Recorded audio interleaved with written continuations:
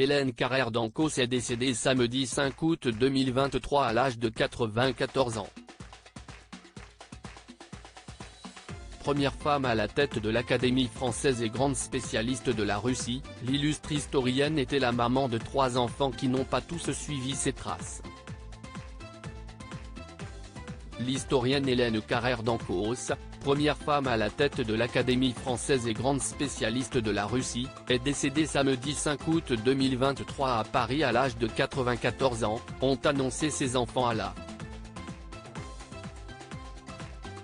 Elle s'est éteinte paisiblement entourée de sa famille, précise le communiqué de la famille. Née à Paris le 6 juillet 1929, Hélène Carrère d'Ancos était la fille d'une Italienne et d'un philosophe géorgien émigré en France, Georges Zourabichvili, qui sera plus tard assassiné. Elle acquiert la nationalité française en 1950 et épouse, 2 ans plus tard, Louis Carrère, dit Carrère d'Ancos avec lequel elle a 3 enfants. 3 enfants qui ont une brillante carrière. Marina Carrère d'Ancos, médecin et visage de la santé sur France 5 connue pour co-présenter le magazine de la santé sur France 5, Marina Carrère d'Ancos, 60 ans, est médecin, docteur en médecine et diplômée d'échographie médicale.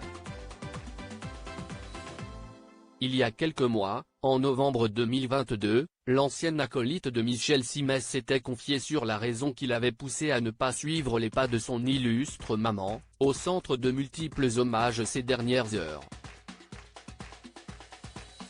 Ça pèse et tire vers le haut à la fois. Pour la jeune femme si peu sûre d'elle que j'étais, c'était effectivement trop lourd d'aller à un endroit où ma mère était professeure et mon frère ancien élève. Je ne me voyais pas exister à côté d'eux, avait-elle alors confié. Ce frère, c'est Emmanuel, écrivain. Mariée à radiologue prénommé François durant de longues années, elle s'est séparée de lui lorsqu'elle avait la cinquantaine. Ensemble, ils ont eu 3 enfants, Lara, Thibaut et Hugo.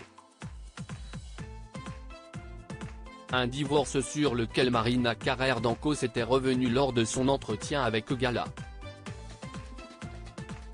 Heureusement, je suis tombée sur un homme qui a été un excellent mari et un excellent père, qu'il est toujours, avait-elle alors déclaré.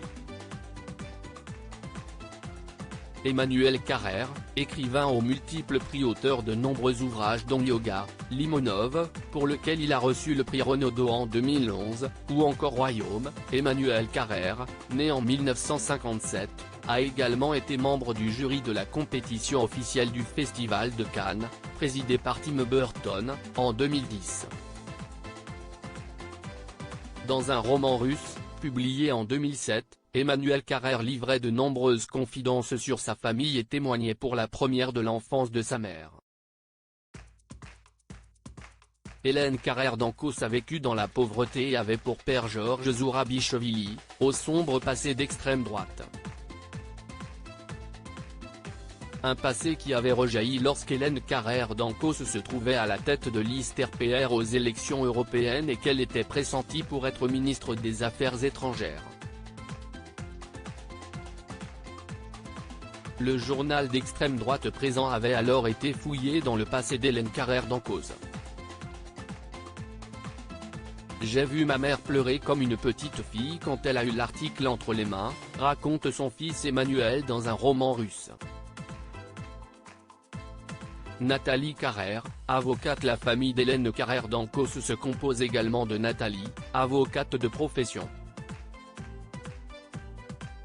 Dans son illustre carrière, cette dernière née en 1960, 3 ans après Emmanuel et 18 mois avant Marina, s'est retrouvée opposée à sa petite sœur.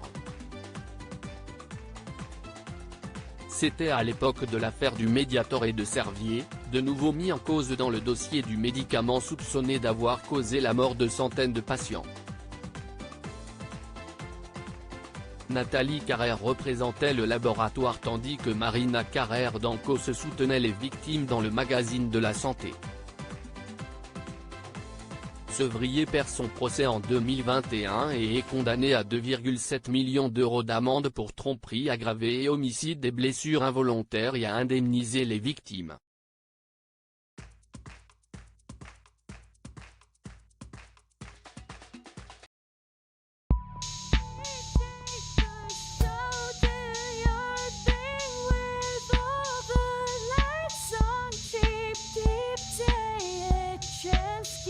Keep taking a chance. You